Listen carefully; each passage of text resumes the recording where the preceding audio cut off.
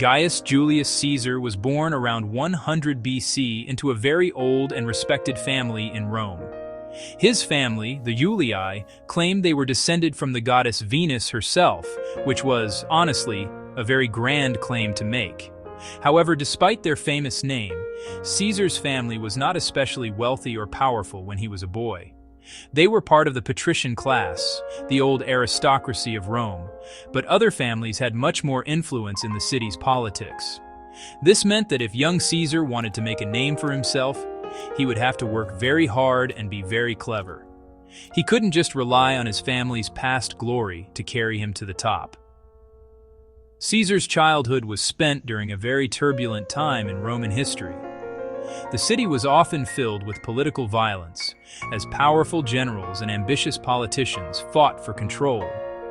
When Caesar was a teenager, a brutal civil war broke out between his uncle, Gaius Marius, and a rival general named Lucius Cornelius Sulla. Sulla eventually won and declared himself dictator, hunting down his enemies. Because of his family connection to Marius, Caesar was on Sulla's list. He was forced to flee Rome and hide, only returning after his family begged for his life. This early brush with danger taught him a valuable lesson about the ruthless nature of Roman power. Even from a young age, Caesar showed great ambition and a sharp mind. He received a good education, learning public speaking, philosophy, and military strategy. An interesting story from his youth tells of when he was captured by pirates while sailing in the Aegean Sea. Instead of being afraid, Caesar acted more like their commander than their prisoner. He joked with them, demanded they ask for a higher ransom because he was worth it, and promised that he would come back and crucify them all. The pirates thought he was just a bold young man, but after he was released, Caesar raised a fleet, hunted them down, and did exactly as he had promised. This early incident reveals so much about the man he would become. It showed his incredible self-confidence, his refusal to be intimidated, and his ruthless determination to achieve his goals. He was charismatic enough to charm his captors, but also stern enough to make them pay for their crime. After these early adventures, Caesar returned to Rome to begin his political career in earnest. He started by taking on legal cases, which helped him practice his public speaking skills and gain a reputation as a friend of the common people. He was climbing the first rungs of the ladder that would eventually lead him to become the most powerful man in the Roman world. In 58 BC, Caesar was given the governorship of a few Roman provinces, including a part of Gaul, which is roughly modern-day France. For many Roman politicians, a governorship was a chance to get rich. For Caesar, it was an opportunity for something much greater: military glory. He saw Gaul as a place to prove himself as a brilliant commander, build a powerful and loyal army, and gain the fame and fortune he needed to dominate Roman politics.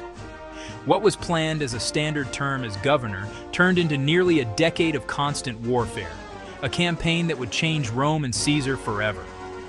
Over the next 8 years, Caesar and his legions fought their way across the vast territories of Gaul. He battled dozens of different tribes, each with its own fierce warriors and clever leaders. The Gallic Wars were incredibly brutal, and Caesar was a relentless commander. He pushed his soldiers to march faster and fight harder than anyone thought possible. One of his most famous victories was at the Battle of Alesia, where he faced a massive army of Gauls led by a charismatic chieftain named Vercingetorix. Caesar's legions were surrounded, but he ordered his men to build 2 lines of walls, one to keep the Gauls inside the fortress of Alesia, and another to keep a relief army out. It was a brilliant and daring feat of engineering and strategy that led to a decisive Roman victory. Caesar did not just stay in Gaul. He was the first Roman general to lead an army across the Rhine River into Germania. He had a massive wooden bridge built in just 10 days, a stunning display of Roman engineering skill that was meant to intimidate the German tribes. He marched his army across, made a show of force, and then marched back, dismantling the bridge behind him. He also led 2 expeditions to the mysterious island of Britain in 55 and 54 BC. While he didn't conquer the island, He was the first Roman to set foot there with an army, and the news of his adventures captivated the people back in Rome. These campaigns turned Caesar into a living legend. His soldiers were intensely loyal to him. He shared their hardships, knew many of them by name, and rewarded them generously for their bravery. He was not just their general, he was their leader, and they would follow him anywhere. Back in Rome, his fame grew with every victory. He sent back detailed reports of his campaigns, which were read aloud to the public. These reports, known as his commentaries on the Gallic War, were masterfully written to highlight his successes and justify his actions, making him a hero in the eyes of the Roman people. By the end of the Gallic Wars, Caesar had a veteran army, immense wealth, and unparalleled fame. Before he left for Gaul, Caesar knew that ambition alone was not enough to succeed in Roman politics. The Senate, the traditional ruling body of Rome, was controlled by a small group of powerful aristocrats who were suspicious of anyone who became too popular. To overcome their opposition, Caesar needed powerful friends. Around 60 BC, he formed a secret political alliance with two of the most influential men in Rome, Gnaeus Pompeius Magnus, known as Pompey the Great, and Marcus Licinius Crassus. This informal pact became known as the First Triumvirate, which means rule of three men. Pompey was Rome's most celebrated general at the time, famous for his victories in the East. He had a huge number of loyal veterans, but was struggling to get the Senate to approve land grants for them. Crassus was believed to be the richest man in Rome, having made a fortune through real estate and other ventures. He had political ambition, but lacked the military prestige of Pompey or the popular appeal of Caesar. Each man had something the others needed. Caesar had the support of the common people, Pompey had the soldiers, and Crassus had the money. Together, they were an unstoppable force. The alliance worked perfectly at first. With the combined influence of Pompey and Crassus, Caesar was easily elected consul, the highest office in the Roman Republic, for the year 59 BC. As consul, he pushed through laws that benefited his partners. He passed the land bill that Pompey wanted for his veterans, and enacted financial reforms that pleased Crassus and his business allies. In return, they made sure Caesar was given the command in Gaul that he so desperately wanted. The triumvirate effectively bypassed the Senate, using their combined power to run the state for their own mutual benefit. It was a clear sign that the old system of the Republic was breaking down. However, an alliance built on personal ambition is often fragile. The triumvirate was held together by personal ties, including Caesar marrying his only daughter, Julia, to Pompey to seal their bond. But as Caesar's fame and power grew in Gaul, the balance began to shift. Crassus, hoping to win his own military glory, launched a disastrous campaign against the Parthian Empire and was killed in 53 BC. A year later, Julia died in childbirth. With Crassus gone and the personal link between Caesar and Pompey broken, the two great rivals began to drift apart. Pompey, now back in Rome, grew increasingly wary of Caesar's success and started to align himself with Caesar's conservative enemies in the Senate. By 49 BC, the situation between Caesar and the Senate had reached a breaking point. Caesar's long command in Gaul was ending, and he wanted to run for consul again. However, there was a problem. His enemies in the Senate, led by figures like Cato the Younger, were determined to strip him of his command and prosecute him for what they claimed were illegal actions during his time as consul and as governor. According to Roman law, a general could not bring his army into Italy proper. The boundary was a small river in northern Italy called the Rubicon. To cross it with his army would be an act of treason and a declaration of war against the state. Caesar was faced with a stark choice. He could disband his army, return to Rome as a private citizen, and face certain political ruin and likely exile or death at the hands of his enemies. Or he could defy the Senate, march on Rome, and plunge the Republic into a catastrophic civil war. The Senate, feeling confident with Pompey on their side, issued a final decree demanding that Caesar lay down his command immediately. They had underestimated Caesar's resolve and the loyalty of his legions, who had fought with him for nearly a decade. For Caesar, there was only one path forward. On the night of January 10th, 49 BC, Caesar stood on the northern bank of the Rubicon with a single legion. He hesitated for a moment, understanding the terrible significance of the step he was about to take. Ancient sources say that he debated with his commanders, weighing the consequences of his actions. Finally, he made his decision. According to the historian Suetonius, he uttered the famous phrase, "Alea iacta est," which means, "the die is cast." This meant there was no turning back. He gave the order, and the soldiers marched across the shallow river, setting in motion a conflict that would tear the Roman world apart. Caesar's advance into Italy was stunningly fast. Town after town opened its gates to him without a fight. His reputation for speed, known as celeritas, and his clemency toward his opponents caught Pompey and the Senate completely by surprise. Instead of fighting, Pompey and most of the senators panicked and fled from Rome, eventually sailing across the Adriatic Sea to Greece to gather their forces. Caesar marched into Rome unopposed, taking control of the city and its treasury. The Civil War had begun, but its first phase was over almost before it started. The real fight for control of the Roman world would now have to be settled on battlefields far from Italy.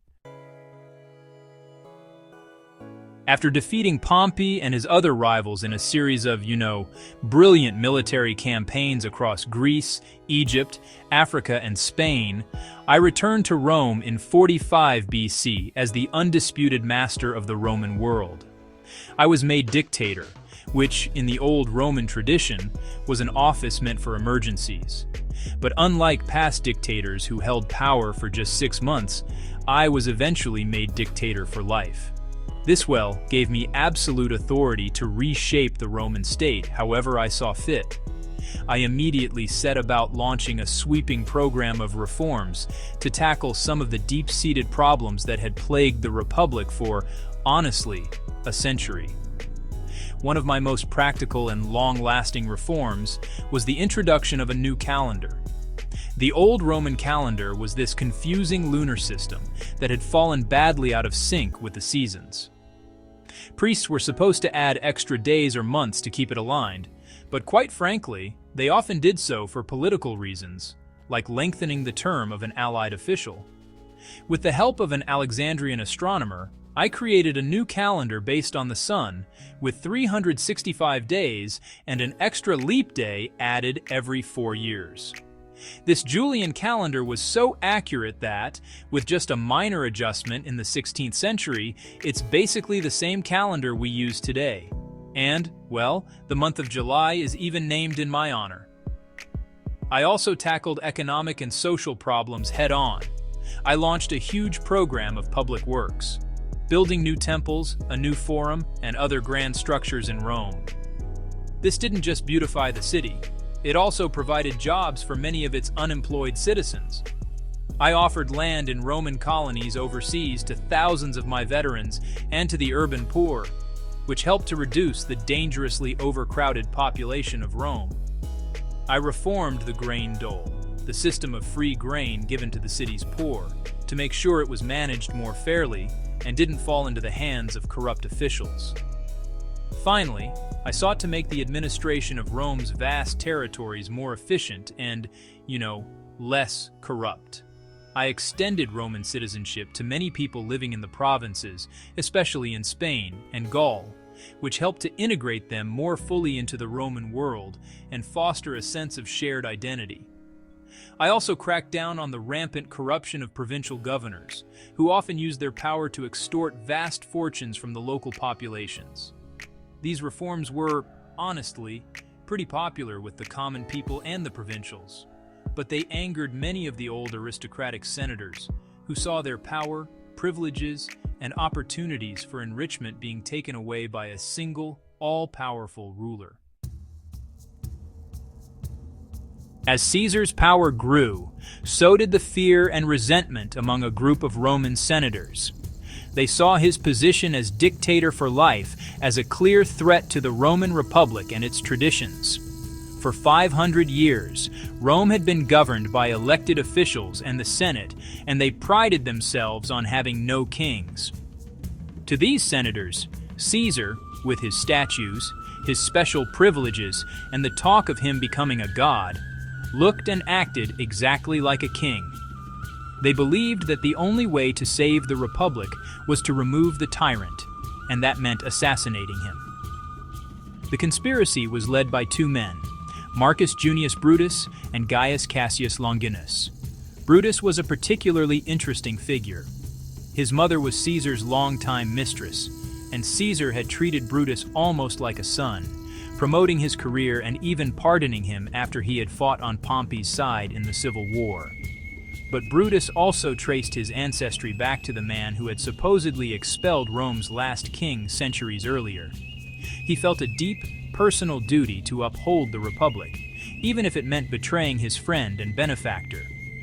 The conspirators, who called themselves the Liberators, numbered more than 60 senators.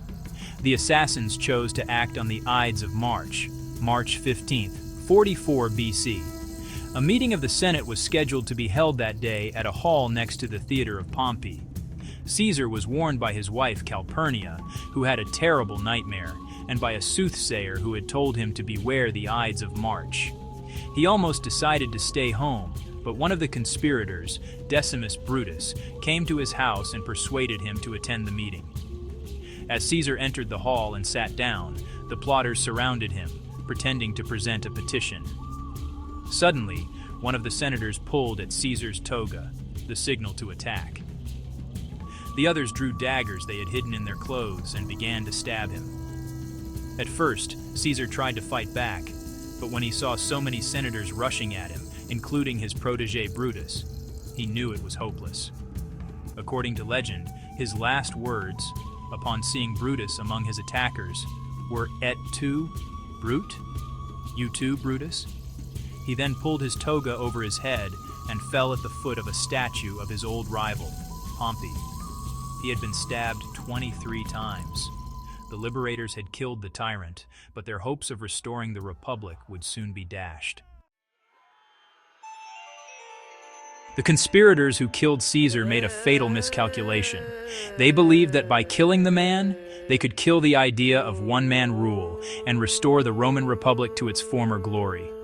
They thought the people of Rome would celebrate them as heroes who had freed the city from a tyrant. Instead, they found that most Romans were horrified by the murder. The common people had loved Caesar for his reforms and his generosity. His veteran soldiers, who were fiercely loyal to his memory, were enraged. The assassination did not bring peace. It ignited another, even more destructive round of civil war. At Caesar's public funeral, his loyal friend and co-consul, Mark Antony, delivered a masterful speech. He read Caesar's will, which revealed that Caesar had left a considerable sum of money to every single citizen of Rome and had bequeathed his beautiful private gardens to the public. Antony then displayed Caesar's bloody toga and pointed out the stab wounds, whipping the crowd into a frenzy of grief and anger. The people rioted, attacking the homes of the conspirators. Brutus and Cassius were forced to flee from Rome, their dream of a restored republic already crumbling around them. A new key player then emerged on the scene, Caesar's great-nephew and adopted son, a young and ambitious man named Gaius Octavius, known to us as Octavian. In his will, Caesar had named Octavian his primary heir, giving him his famous name and a vast fortune.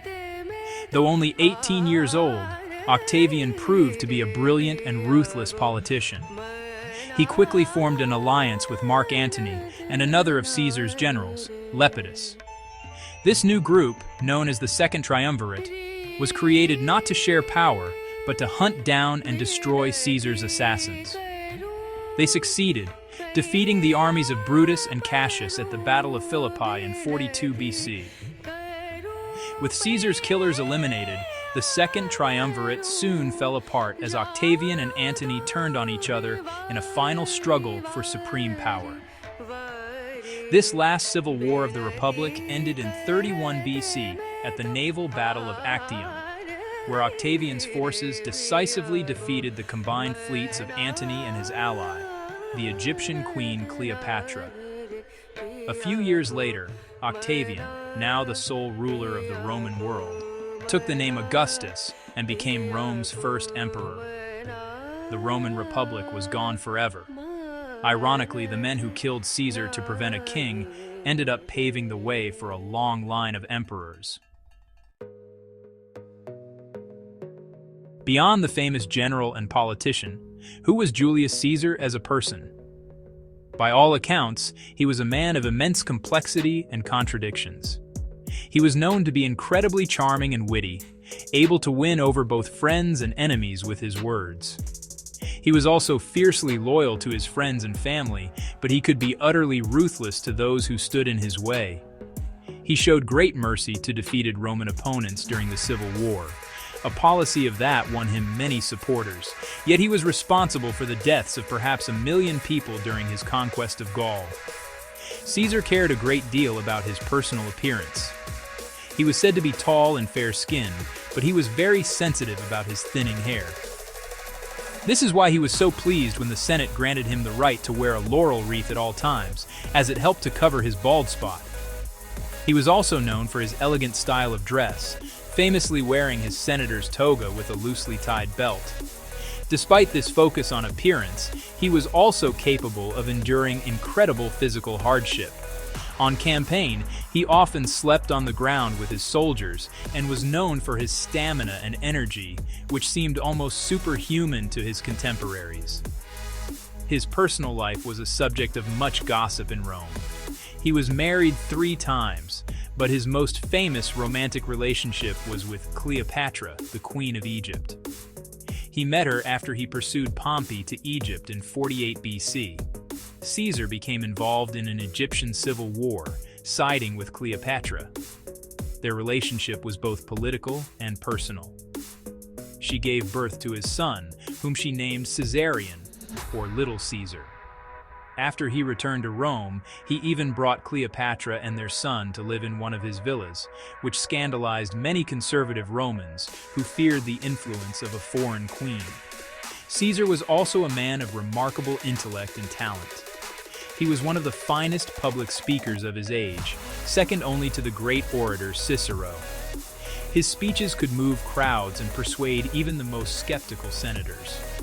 He had a sharp, analytical mind that allowed him to master everything from military strategy to political maneuvering and even astronomy, as shown by his calendar reform. This combination of charisma, ambition, intelligence, and ruthlessness made him a force of nature. He was a man who commanded attention in every room he entered, and who seemed destined for greatness, or for a spectacular fall. Julius Caesar's influence on history is so immense that it is hard to overstate. He is one of those rare figures whose actions fundamentally changed the course of civilization. His most immediate legacy was the destruction of the Roman Republic and the creation of the Roman Empire. Although it was his adopted son, Augustus, who formally established the new system, it was Caesar's ambition, his civil war, and his accumulation of absolute power that made it all possible. The title of the Roman Emperor Caesar became a synonym for ruler, a word that lived on in the German Kaiser and the Russian Tsar. His military conquests had a profound and lasting impact on Europe. By conquering Gaul, he brought the lands of modern France, Belgium, and parts of Switzerland and Germany under Roman control. This spread Roman culture, law, and the Latin language throughout Western Europe. The French language, along with Spanish, Italian, and Portuguese, evolved directly from the Latin spoken by Caesar's soldiers and the Roman administrators who followed them. His brief expeditions to Britain also paved the way for the full-scale Roman conquest of that island a century later, connecting it to the wider European world. Caesar was not just a man of action, he was also a gifted writer. His accounts of his military campaigns, the and the Ea, are masterpieces of Latin prose. They are written in a clear, direct, and seemingly objective style. Of course, they are also brilliant pieces of political propaganda, carefully crafted to present Caesar's actions in the best possible light. For centuries, these books have been studied by students learning Latin and by military leaders wanting to learn about strategy and leadership. They provide us with an invaluable, if biased, first-hand account of some of the most important events in Roman history. Even today, more than 2,000 years after his death, Julius Caesar remains a symbol of ambition, leadership, and military genius. His life story has been told and retold in countless books, plays, and films, most famously in William Shakespeare's tragedy. His name is part of our language in phrases like crossing the Rubicon and in the name of the month July. He represents the ultimate example of a charismatic leader who rises to the very top, changes the world, and meets a dramatic and violent end. Whether seen as a hero who brought order out of chaos, or a tyrant who destroyed a republic, Julius Caesar's shadow looms large over the entire history of the Western world.